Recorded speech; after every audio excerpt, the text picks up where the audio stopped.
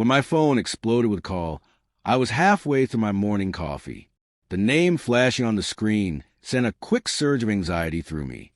My fingertips hovered over the slide button, sending a shiver down my spine.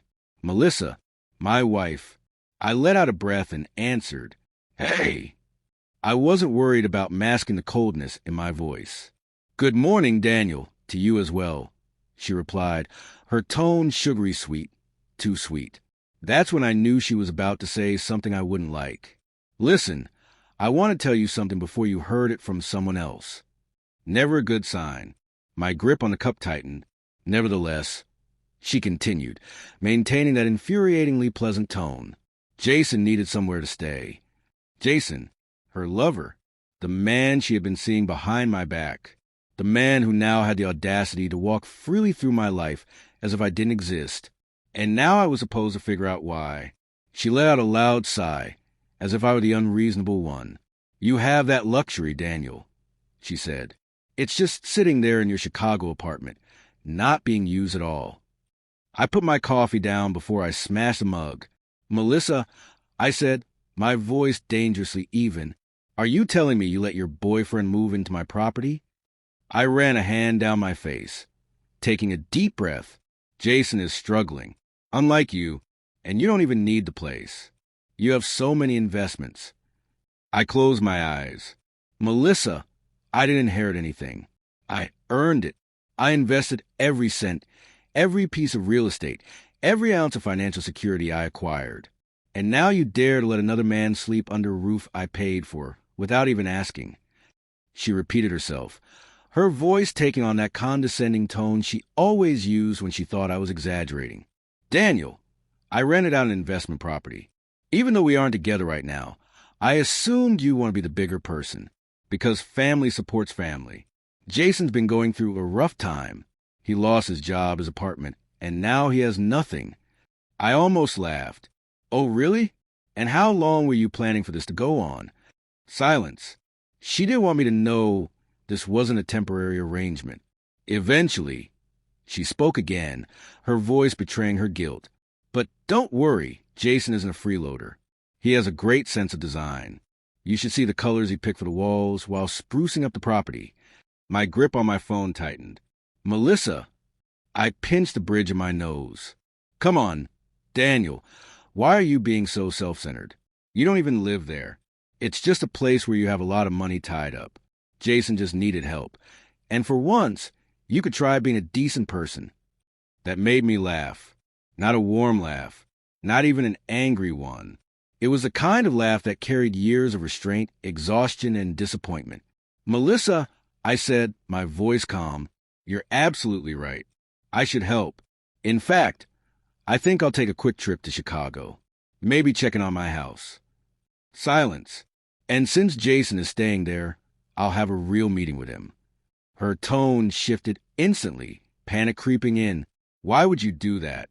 "Well, if everything is legal, then you wouldn't mind me looking into what's going on with my own property, would you?" Silence again. Longer this time. "Daniel," she said softly, "I just think we should discuss this before making any rash decisions." "Oh, don't worry. I'm not making any rash decisions. But you're right about one thing. Jason has nothing. And when I'm finished, that's exactly what he'll be left with." I hung up before she could call back. Then, without hesitation, I picked up my phone and dialed my lawyer. Melissa had always underestimated me. She thought that because I never yelled, never made a scene, and never reacted, I would never fight back. At least, that's what she assumed. Her first mistake was thinking I would stand by and let her disrespect me. Her second mistake was believing she had won. Her voice was unsteady. "But now that we're here and have established a life, Daniel, you can't just—" Melissa's breath hitched. It was never hers in the first place. I cut her off. "Caught?" I asked, watching the realization dawn on her face. She didn't want to deal with the truth. "It's unfair," she tried again, her voice breaking. "Unfair," I echoed, almost amused. "Was it reasonable for you to move another man into my house? Was it reasonable for you to start renting out my property? Was it fair that you convinced my own mother to guilt me into giving up my house as if it were yours? For the first time in a long time, Melissa was speechless. But desperation kicked in, and she quickly changed tactics. Daniel, pay attention to me. Maybe we can resolve this. Figure something out. I might even be able to buy the property from the bank. I laughed. Melissa, do you even have the funds to buy the house? Silence. Quietly, she admitted she didn't. Jason, and I could think of something, she stammered. Like how you made $155,000 from illegal Airbnb rentals? I shot back. I could almost hear her stomach drop. She stammered again. Did you? But I interrupted. I know everything. At that moment, Melissa realized she was never going to win. I let the silence stretch, then delivered the final blow. Good luck finding a new place. You have 30 days. Then I hung up. For the next few hours, my phone rang nonstop. Melissa called 17 times. Then Jason texted in a fit of rage. I didn't respond. You can't do this. We deserve to stay. You're a monster. I'll sue you. Oh, that was rich. Sue me? I had already collected screenshots of every message proving they had been making money off a property they didn't own. I added them to my legal folder and let them threaten me all they wanted. The truth was clear. They had nowhere to go, no plan, and no options. Melissa had spent months convincing herself she had triumphed, that she could manipulate her way into keeping my property. But all she had ever done was borrow time. And once that time ran out, they had exactly 30 days before the new owners filed a lawsuit to evict them. The funny thing about entitled people who believe they're untouchable, when things start going wrong, they don't plan, they don't think clearly. They panic. And in that panic, they dig themselves in deeper. The aftermath. At first, Melissa refused to believe it was real. For the first 2 days after foreclosure, she kept calling me, leaving voicemails filled with fake optimism. Daniel, I understand you're mad, but we can work something out. Maybe the bank made a mistake. Let's talk. Melissa didn't care about working together when she moved her boyfriend into my house. She had no interest in sorting things out when she was profiting off my property. So why should I care now? Jason, however, had a different approach. His texts were more aggressive, more desperate. Dude, you can't do this to us. You don't even need the space. If you think you're going to get away with this, think again. I'll sue you for emotional distress. He was trying to act tough, but I could read between the lines. Jason was scared. He was losing not just his free house, but his entire lifestyle, one built on my generosity. No more luxury. No more easy money from Airbnb rentals. Jason had nothing, and soon that nothing would be official. The public outburst. A week after receiving the eviction notice, Melissa made her second mistake. She went online and played the victim. She posted one of her signature long, dramatic tirades on social media. Some people have it all, and life is unfair. We've worked so hard to build a family, but money is more important than loyalty.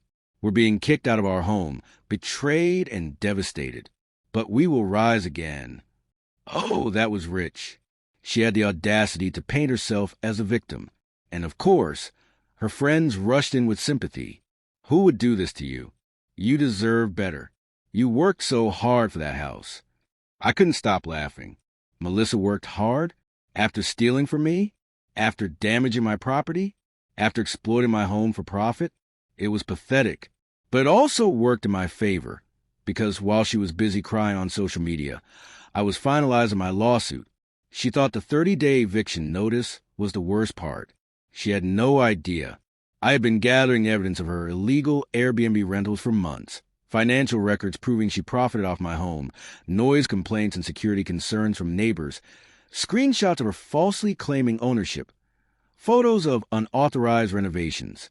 I sent everything to my lawyer. Melissa and Jason weren't just getting evicted. They were getting sued for $667,000 in damages and unpaid rent when scammers turn on each other. 2 weeks before eviction day, things between Melissa and Jason fell apart. According to my neighbors, they were fighting constantly, screaming matches, broken glass. Melissa, as always, blamed someone else. You said we'd have money. You promised we'd be fine. Jason, on the other hand, did what scammers do best. He vanished. The night before the eviction, he packed up and left. Melissa was alone. And on the day of the eviction, reality finally hit her. She begged for more time, pleaded with the sheriff. But it was too late. The law wasn't on her side. She was out. For months, Melissa had lived in luxury, rent-free. Now, she was carrying her belongings to the curb. She had spent her whole life taking, believing she could manipulate her way into a free ride. But reality doesn't work that way. And now, she was paying the price. The final blow. Jason was long gone. Melissa had no money, no home, and nowhere to go. She tried reaching out to me. Daniel, please. I made a mistake. Jason left. I have nowhere to go. Just one last favor, please. I left her message on read. For once in her life, Melissa had to face the consequences. But it wasn't over yet. A month after I filed my lawsuit, I got an unexpected call. It was my private investigator. Luke, you won't believe this, he laughed. Try me. Your boy, Jason. Turns out you weren't the only one he scammed. He's got a warrant out for his arrest. I sat up in my chair. For what? Credit card fraud. Stolen identities. Some pretty serious stuff. And guess what? The cops just showed up at Melissa's parents' house looking for him. I could only imagine the look on her face. She had thrown away a good marriage for a fugitive. She had destroyed her life for a criminal. Poetic justice at its finest. And me? I just sat back, drank my coffee, and enjoyed the show.